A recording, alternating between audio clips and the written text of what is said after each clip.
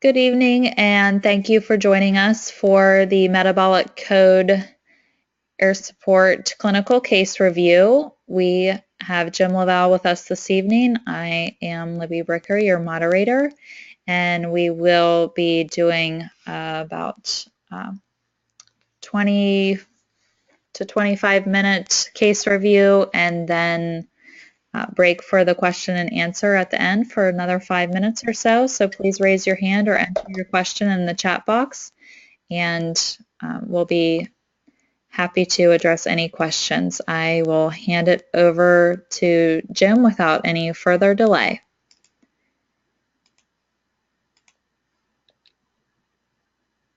Great. I hope I hit that right. Is my screen in control now? Yep, looks great. Perfect. Okay, so this is a great case because this person just came back in for their first revisit after we initially worked her up. She came in from out of town and was a very highly achieving business entrepreneur.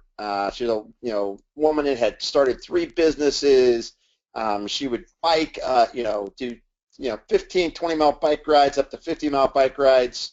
So she was pushing herself hard in business. She was pushing herself hard in terms of her exercise. But honestly, her exercise was her outlet for how much stress she was under because her businesses were all growing really quickly. But then one day she hit the wall and crashed, and this is the result of it. This is the questionnaire that she answered when she first came in.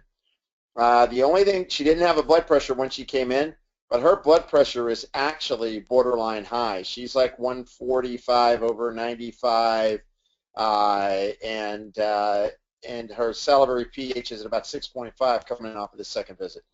But her blood pressure was much higher the first visit, and then it was, of course, attributed to a bunch of whole different other stuff that she had said that had happened on her travel. But now we've kind of shaken it out and know that she's a little bit hypertensive. So let's take a look. Do you drink alcoholic beverages, 1 to 2 glasses of wine daily? Yes. She's under chronic stress and she's beginning to get anxious? Yes. And then, exercise very regularly, was not using her heart rate, was noticing that her heart rate would bump. She couldn't take her heart rate up anymore. She would feel fatigued. She was losing her memory, so real, short-term memory issues were big, but we'll see that come up in the questionnaire. So if you look here on drug-induced nutrient depletion, there's none because she was on no meds. Do you feel irritable if the meal is being missed? Literally, if she did not eat every 2 hours, she was irritable and crashing and would need to find food. So she was hypoglycemic for sure. She would get her periodic crashes during the day, mainly due to her dysglycemia. And then her short-term memory definitely eroded. I mean, she would literally start to lose focus and concentration mid-sentence. Craving salt, so we know that her adrenals are under fatigue. She was emotionally flat, not laughing as much. Short-term memory worse than it used to be by far. Overcommitted throughout her day. When you start 3 businesses, you do. Too much stress. Ability to exercise decreased. That was that heart rate issue that she's had. She wasn't making her rides. And then feeling exhausted, from morning to night. And so she went through thyroid, obviously, feeling tired morning to night, as I just said, dry skin, dry hair, brittle nails, hair is starting to thin, and she definitely noticed the hair thinning as one of the main reasons she came to us for. And then if you look through here, have you taken antibiotics for acne? Yes, so the gut has a history of being broken down. The mental fogginess is there. She has constipation or goes back and forth. She was actually going back and forth between diarrhea and constipation. Actually had reported she got gassy, bloated, after meals, and she had developed adult food intolerances. So long bike riders, releasing all that histamine, causing a leaky gut, in addition to all the stress in her business. Nothing there on low acid, a little bit on high acid. She was taking betaine hydrochloride at the time when she came in. Nothing on her immune system other than, do you have swollen joints or get joint pain? She was beginning to get that. Her family has a history of autoimmunity, a strong history of autoimmunity. She doesn't get enough sleep. She's a perseverator, so if you notice here on question 108, trouble replaying events, she gets between 5 and 7 hours a night. Most of the time it was 5 at the time, and it was broken. And then, do you get frequent mood swings? That was a yes as well. And then she gets calf cramps and experiences restless motor syndrome. We already asked her if she exercised regularly, but that was in there again. And then she's told by her doctor she had high blood pressure. She said her head feels heavy sometimes. She gets lightheaded or easily faints. Basically, she got lightheaded. She didn't faint. And then you get some buzzing or a roar in the ears. And basically, what she said was when she reacts, when her allergies kick up, her ears kick up. When her allergies kicks up, her mental fogginess goes up. So you know she's someone who's reactive, probably to molds, probably to other foods, maybe some environmentals, and it's beginning to trigger some chronic neuroinflammation in her. So let's keep on going down here. Liver, she's intolerant to greasy food, so the gallbladder may need a little bit of help. She's can't hold her urine. That very well could be a pelvic floor issue. We had her go on to a OB-GYN, but then also my nurse practitioner is going to be working with her on bioidenticals on that. And then she gets a feeling that her lymph at times are swollen, especially in the groin. And then stress incontinence we kind of talked about. And then sex drive is down. She started taking some bioidentical progesterone when she came into me, and she was postmenopausal. And those are the key things. So when you look at this, it's dominated by the fact that her life is riddled with stress. She's exhausted. Her gut is breaking down, gas, bloating, diarrhea, constipation. She has allergies, and it's just the general fatigue. The main thing is that she literally would have to take a nap before she would close her store, before she could come home and get in a car. And then she would have periodic crashes all day long. So this is somebody who, you know, obviously has driven herself hard, and now, the wheels have come off the proverbial metabolic cart. So let's take a look at her questionnaire, and let's see what it tells us. And I think you can see where, just looking at her questionnaire, where she's at. Let's see where her labs show us she's at. And let's take a look. I think you're going to be amazed once again that this pinpoints exactly where we needed to start to work with her. So the number one thing that shows up on her is gut immune brain. So if you look at the totals, her symptom score on her gut is really high. Her immune scores were okay, and then her brain scores were very high because of the sleep problems and the cognitive problems that she repeatedly scored positively on. But if you look, it's a fairly close second with thyroid, adrenal, pancreas. And if we actually had a few more markers, if we went to like a little bit more of a panel on her immune system, we may find that it would maybe even score a little more. I don't know. But the thyroid, adrenal, pancreas, triad 1 and triad 2 are virtually equal. Then look at the fall off, the triad 3, triad 4, and triad 5. So once again, you've got 280, 370 for the bottom 3 triads, and close to 1200, 1195 for the first 2 triads. So 4 times the symptoms and lab disturbances in the first 2 triads. And this is easy to talk to her because she understands that her brain isn't right. She's feeling mood swings. She's feeling fatigue. She's feeling a thickness and a fogginess in her head. She knows that her immune system's off. She's got allergies. She's got intolerances. She can tell they're starting to act up and affect the way she feels. And her gut, with her digestive issues, gas, bloating, diarrhea, constipation, it's obvious that there's some big problems there. So let's take a look at the next piece. Where are all her risks at? Well, she comes up high in a lot of areas, and this makes sense because all of her issues are around dysglycemia and high stress and immune imbalances. So when you think of people that are insulin resistant, have high cortisol, and their immune system is shifted, all of these risk indicators are going to come up high. So she's had really high point totals in these risk categories because of the amount of symptoms that she's had. So let's go and take a look at her labs. So the first step is her cortisol is just barely functional at 10.9. It's good, but I'll tell you what, it's starting to trend a little low. But her adrenals aren't the big thing. Let's look at her thyroid. So this is why it's interesting. She only answered a few questions for her thyroid, but look at her thyroid numbers. Her free T3 is low. Her T3 total is low. Her free T4 is trending low. Her total T4 is low. The only thing that she didn't have were antibodies, and even then, she is producing them. So this is someone whose gut is broken down, her immune system's under attack. As we get more data on her, we didn't get a DHEA pool number put in here. That's going to play out and be important. And then, of course, let's keep looking. Her red blood cell magnesium, incredibly low, 4.7. So there's no wonder she's insulin resistant. She's getting muscle cramps, muscle spasms, and leg spasms. Look at her monocytes and eosinophils. So she's starting to load up on her eosinophils. She's getting histaminic. That's that gut breaking down.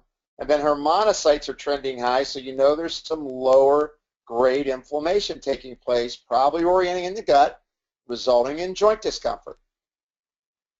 And then let's take a look at the next.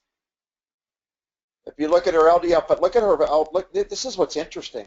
You know she's really inflamed and has problems, but look at her LDL particle number. The 721 LDLP, I mean, all day long you look to get numbers that good. She's on no medications and has a lipid profile that looks like that. Her heart rate is low.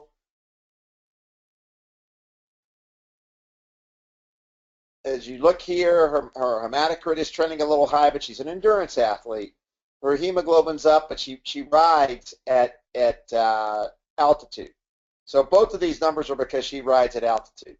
The real person isn't from Louisiana. The real person is from Colorado, Boulder. And so, she's riding at altitude. She's going to get a little higher hematocrit. She's going to get a little more hemoglobin. And then, of course, her platelets look fine. Her red blood cells look fine. Her red cell width is fine.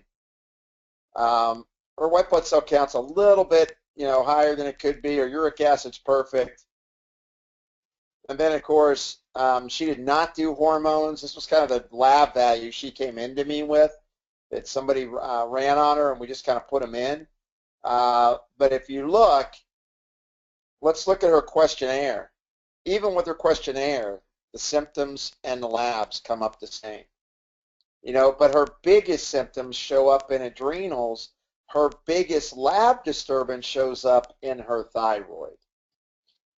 So if you notice, the gut, immune, brain, and thyroid, adrenal, pancreas still kind of coming out 1 and 2.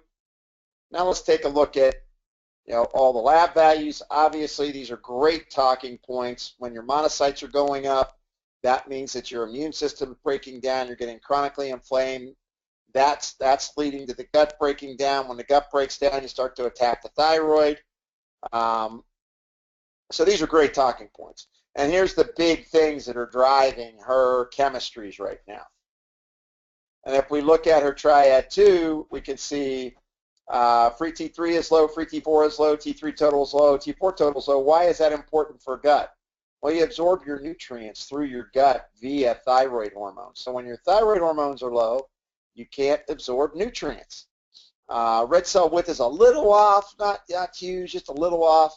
But her eosinophils and monocytes both trending high.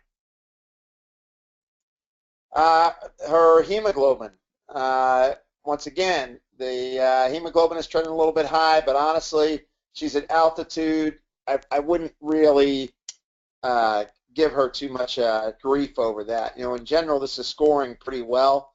The only one that's really of concern here is her monocytes. And, of course, her from the cardio side, there's very little points coming in here on the from the blood test side. So this, of course, goes through all of her explanations. So the big thing to note on here is this is somebody who's training hard, her gut's breaking down, her thyroid is becoming dysfunctional because she's running at such an elevated heart rate that it's shutting down her thyroid hormone. It's shutting down free T3, it's shutting down her free T4, so her production is low, and her immune system's starting to activate antibodies. So let's see what the system would tell her to take. Well, first of all is clean up the gut, and that's, candida and glutamine.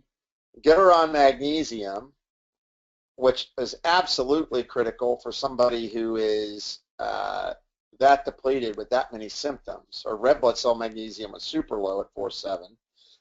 Melatonin, which we can trend up on the dosing from 2 up to 5. Actually, you could do 1 milligram for that matter. And then get her started on Magicare because the aches and the fact that she's trending on her immunity. And so that's blue, along with the digestive enzyme. Now remember, once you start getting a thyroid function corrected, they may not need betaine hydrochloride, right? Because thyroid hormone signals hydrochloric acid production. And then ultraflora. And then what are we doing for triad 2? Well, there's magnesium, still point. Now in this case, here's where you got to make the call. Do you give them thyroid support, which is what this does? It gives a nutritional thyroid recommendation, or do you give a med? We gave Nature-Throid. So in this case, even though the report's saying, hey, you could use thyrostasis, because she was feeling so tired, we gave her Nature-Throid. And we did put her on something for glucose regulation. This Wellness Essentials is just a multivitamin, obviously, with glucose balancing properties. And that's what we did on her. And I'm happy to report that in 4 weeks, she could get through her day. She wasn't having energy crashes anymore. She was having less dizzy spells, not completely gone, but a lot less. Her heart rate, she was to the point where she could hardly exercise. She was now walking and monitoring her heart rate and able to get her heart rate up to 120 with no problem. Her restless motor syndrome had gone away. But yet she's still lagging on blood pressure. So at 4 weeks, her blood pressure was still elevated a little bit. We're going to keep a real close eye on her. We added Kyolic aged garlic to it. And we're going to see if by continuing to dampen her stress response, and she's sleeping. She's actually sleeping through the night, unless her bladder wakes her up. But in general, she is sleeping through the night.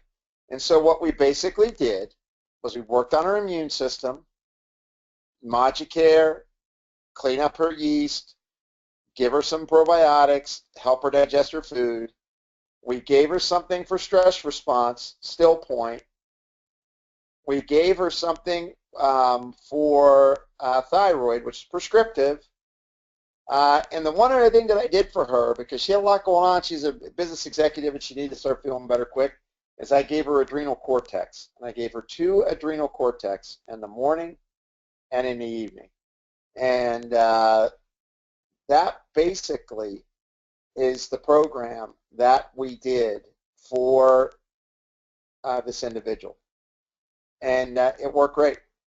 And it's all because we focused at those first 2 triads. We hammered those triads, really got the right products going. 4 weeks later, she's able to work all day. She's not in a crisis with her blood sugar. Her GI tract is straightened out. No more constipation, diarrhea, got her magnesium pull up, got her off of gluten, got her off of dairy, and she's off to the races.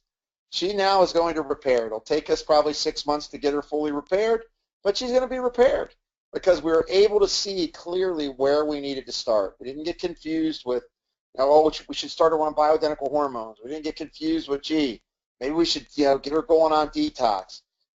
We just stuck to the triads that were elevated, and that created a success for her. And of course, we looked at all the different notes that are here. We got her on a metabolic code diet. We did draw a food allergy panel on her when she came in at 4 weeks following this.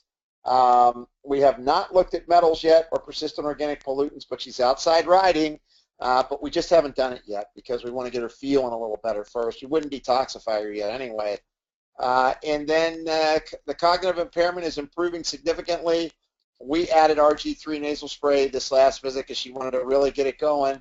The GI system improved. This particular thing would say if no improvement in thyroid after 60 days, you could add Adverset to help out with the adrenals, but that is, we went ahead and jumped to the helping the cortisol levels come up right away. Sleep helped, and then we're going to check and see where all of our lab values are at. So that's really, this is a great case, born in 64, so I think she's, 51.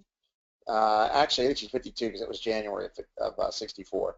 And this is that typical person, busy, hectic, executive, running hard, trying to do the right things, trying to eat better, and yet the wheels are still coming off the cart because she really wasn't taking things that were, she had a whole bag, by the way, I failed to mention this. She brought in a bag of 35 supplements. I have her down to 10, and she's getting results. 10 including her script. Probiotic, everything. I think it might even be 9. I have to count it up to be exact, but I think it was like, she went from 35 things to 9 things, and she's feeling dramatically better in 4 weeks because we focused on where are you broke. And that's our case study for tonight.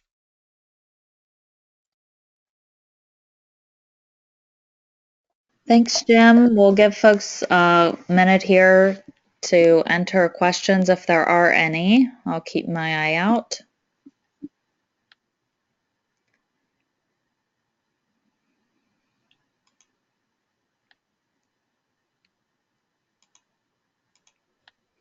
John, you had your hand raised. You're unmuted, and you can state your question when you're ready.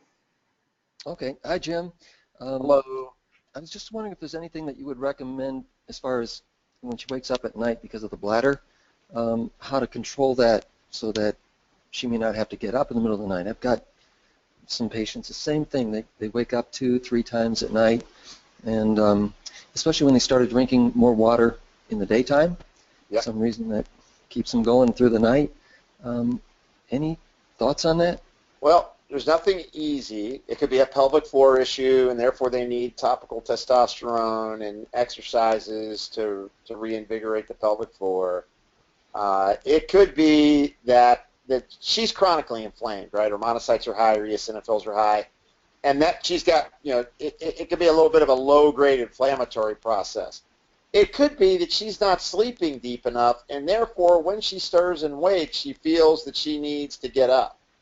And then it could be the fact that she can't hold her bladder. So there's a bunch of different options that are there. I'll tell you the one thing I always do is I get people on Solidago and Shatavari, which are kidney support products, because they really help to kind of improve filtration and improve, what in traditional medicine would be called tonic function in the kidney. So kind of restoring normal metabolic effect. And we use a product called Renipat D by Compounded Nutrients. That's what I use in my clinic. And that's what I ended up putting her on this second round while we're going to do her bioidentical hormones now, because she does want to do bioidentical hormones and see if that'll help her. But that's, we use tonifying herbs for the kidney, and then ask more. Are you waking up and then you notice you need to go? Are you, what category are you in? And then you may be able to figure out, okay, exactly what you need to do. Is her bladder prolapsed a little bit? Is there, what's going on? Mm-hmm. Okay, thanks. Sure.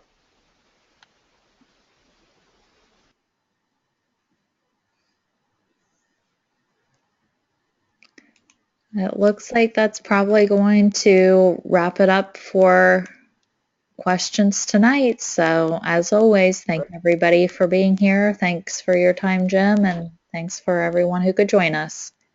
Great. Thank you.